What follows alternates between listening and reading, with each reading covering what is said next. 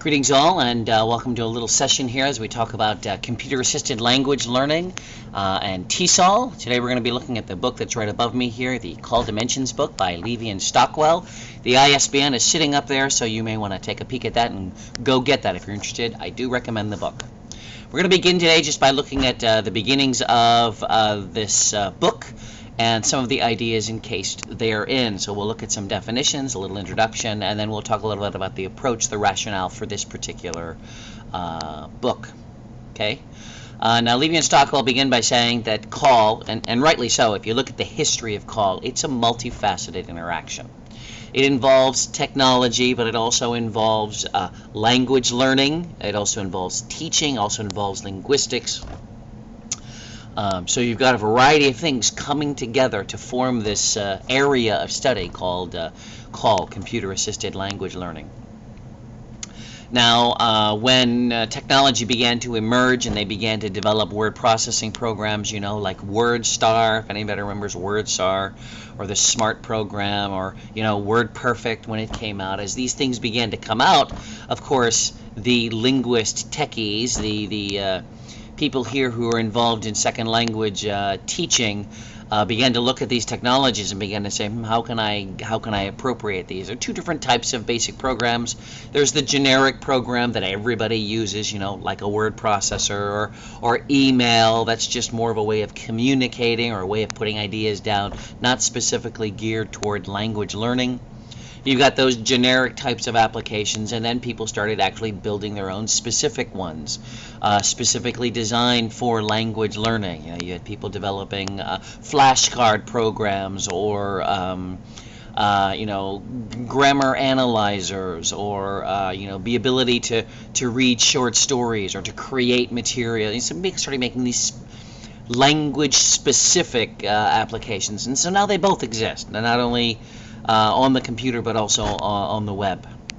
You had these different types of applications that were out there, and of course, language learners, the linguist techies, began to go out and look at those and evaluate them and say, hey, you know, is this good or isn't this good? And that's what's happened with the call field. You know, not only began to take these things, but they began to take it and they would start looking at it and say, what's the design of this? Is this a good design for a language learner? Is this a good application?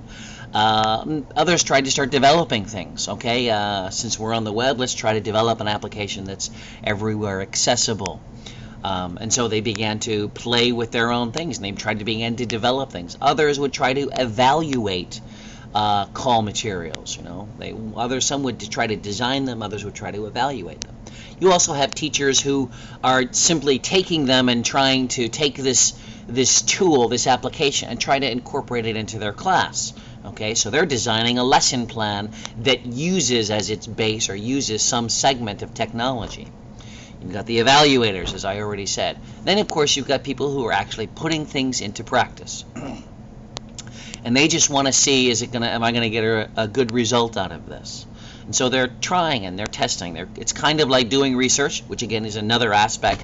There are people out here who develop something and then test it. They want to see, is it actually going to work? Is it actually going to do something to help someone learn language?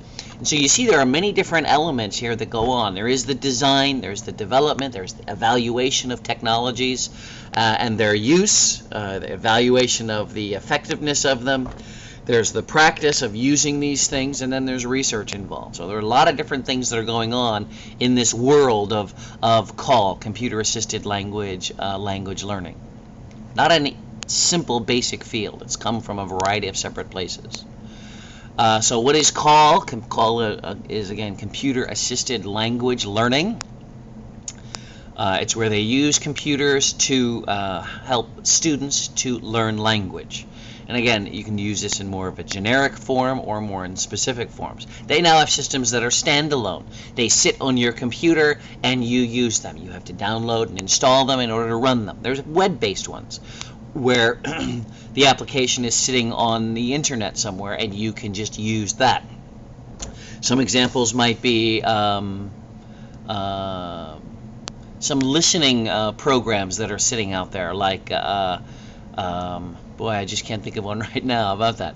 But there are listening ELLO which is English language listening lab, that's sitting out there. It's just a whole bunch of listening activities that you can use to improve your listening skills, and it's just sitting out there on the web. So you've got a variety of those. You've got repositories sitting out there on the web. Places like Dave's ESL Cafe, where there are hundreds and hundreds of materials and activities for students and for teachers, and ideas for learning things and tools that you can use, and free downloads and whatnot. It's just a huge repository of materials that are available. And so those are the three main areas where call is going on, where you've got your generic ones, you've got your specific ones, they're PC based, they're web based, and then you've got places where they just store a ton of materials for people to use, repositories. Call, again, this is according to Levy and Stockwell, the book. Call seems to fit nicely with this whole idea of a task-based language teaching, task-based language learning. There's a similar perspectives, they would say, for language learning and call development. And so you can use call in more, they would say it fits in nicely with task-based language teaching. And I won't deny that. There are a night of nice little tasks that you can do with this particular tool. I like the word tool here primarily because I can see it as an extension of like a hammer or a tape measure. It's a device, it's a digital device that we use in order to help us complete a particular task.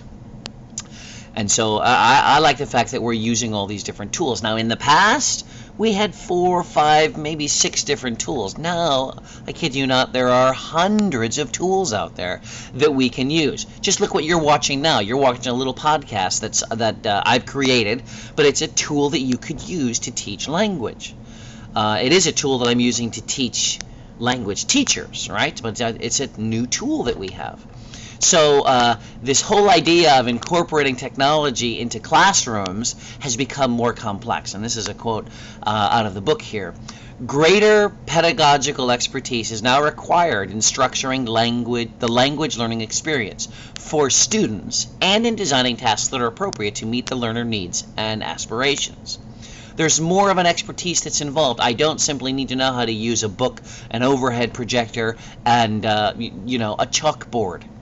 There are other things now that are involved, actually many things that are involved. I could start using a phone, for example, in my class. I could obviously be using a computer or the internet like we are here. There are a lot of tools now that are out there, and that means I need to be better prepared. I need to understand what many of these tools are. More importantly, I think I need to be able to evaluate which tools are good and useful, or can be, and which ones aren't. So the role of teaching has now changed because of technology. Okay, it has changed because of technology. This book, the one that's above here, has been developed, and they're trying to incorporate a lot of the research that's out there. And if I could say, there is a ton of research related to language learning and technology, which is also a great journal, by the way. A little free promo there, language learning and technology.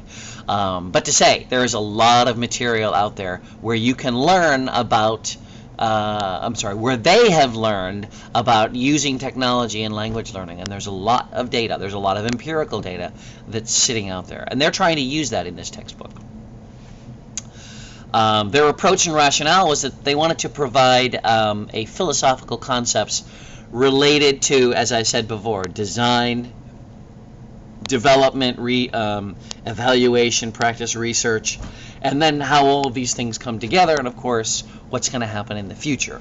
Nobody can really tell what's going to happen in the future, but for those who follow trends, they can start to see things that are happening out there. So they wanted to provide some philosophical foundation upon which to help us build and use technology better. They also offered a variety of examples after they would discuss something.